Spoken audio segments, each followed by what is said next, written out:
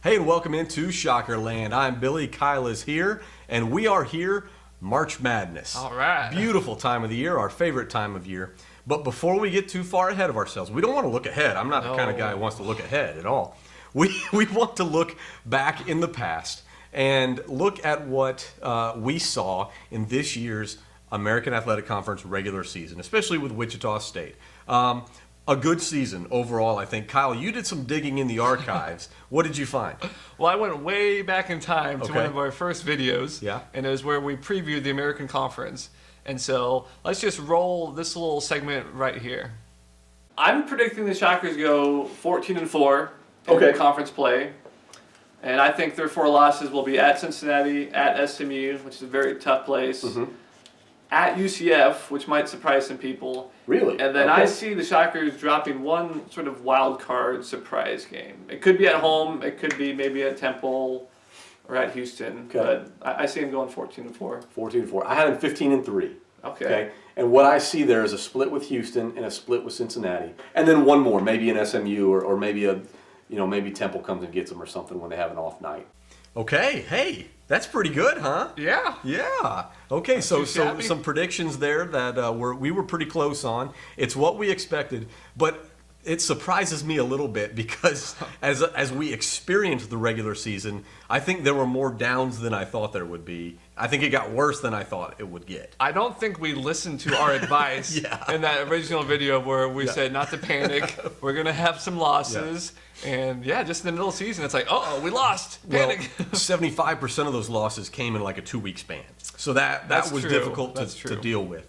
But the Shockers got it back on track. And as we look, we know where they finished. They finished second in the conference, really, I guess tied for second, but second according to the tiebreakers, just behind Cincinnati. They were playing for the conference championship in the final game, which is what you want to be at. Had the chance. Had the chance there. So as we look back, what's the high point, what's the low point of the season, of the regular season? I think the high point has to be the win at Cincinnati. Yeah. I mean, huge. One of the biggest wins in the Greg Marshall era, if not, well, certainly the biggest regular season. And so that one was just huge. That was a game where I didn't really expect the Shockers to win. Yeah. I hope they, would, but they kind of surprised me. They played probably their best complete game of the season. And the lowest point, probably the loss at Temple. Okay. Just because they had that game wrapped up, they should have won it, and then just at the end, they just didn't make the shots. Overtime. Went to overtime, and if you look at just the numbers and go by that, Temple finished 7th. The other loss was SMU, who finished 9th. But I agree with you. Temple's the worst loss, I think, because SMU had their best player, had Shake Milton at the time that the Shockers lost to him. I think that was another turning point in the conference. As we look back at the beginning, we pegged SMU to be maybe that 3rd or 4th best team, but then they lost their best player to injury. Yeah, not only that, but they lost 2 or 3 of their best players to injury. For most of the final month of the season, they were down to 7 scholarship players and without Shake Milton. And so the team that the Shockers lost to in Wichita was a completely different team than the one that lost to South Florida in the regular season. Any surprises on the positive side? For the conference? I'd say Memphis. They kind of 5 seed now. They finished, or they exceeded higher than my expectations. And I know a lot of Memphis fans aren't pleased with the season. They kind of want Tubby Smith to go bye-bye. But Memphis beat the bad teams. They did beat Houston at home, which Houston was ranked at the time, so that was a surprising win for them.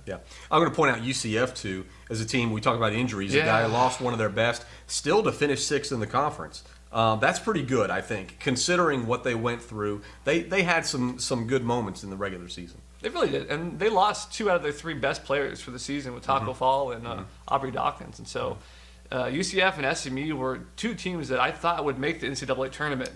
So when you think of what a great showing the American had this season so far, it could have been even better. I think you got to mention Tulsa as well, as they're the ones who snuck into that 4 seed at the end. For so long, it was, okay, we know Cincinnati, Wichita State, Houston, we know those are the top 3. Who's going to claim that 4th seed, which comes with a bye in the conference tournament, which was so important?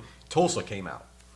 Tulsa certainly surprised me. I think I had them pick 7th or 8th in the conference, and so they rose up. They beat the teams that they should have beaten, and they played the Shockers close in Tulsa, and so they're a team that has potential here in the postseason. Of course, ultimately, it all came down to Wichita State and Cincinnati, and we got not only what we expected, but maybe even a little bit more about how good of a matchup that was. The first game being on the road at Cincinnati, and the Shockers came away with a win. And then, even though the Shockers lost in that final game of the regular season, what an amazing matchup it was. Came down to the last second, the last shot.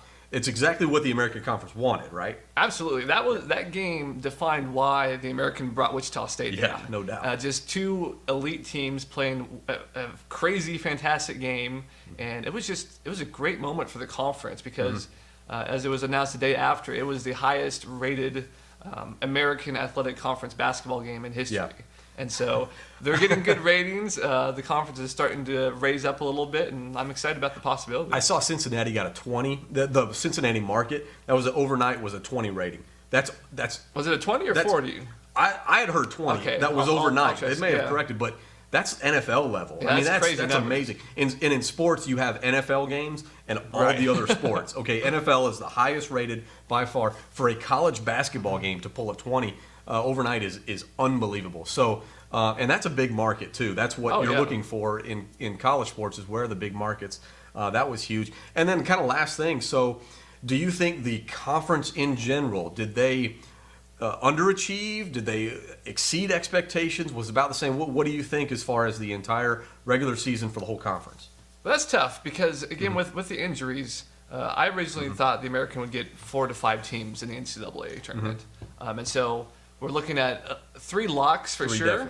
And maybe a 4th depending on who wins the conference tournament. And so it's hard to judge. I think we're right where maybe we thought we would be, but that's with the injury exception as well.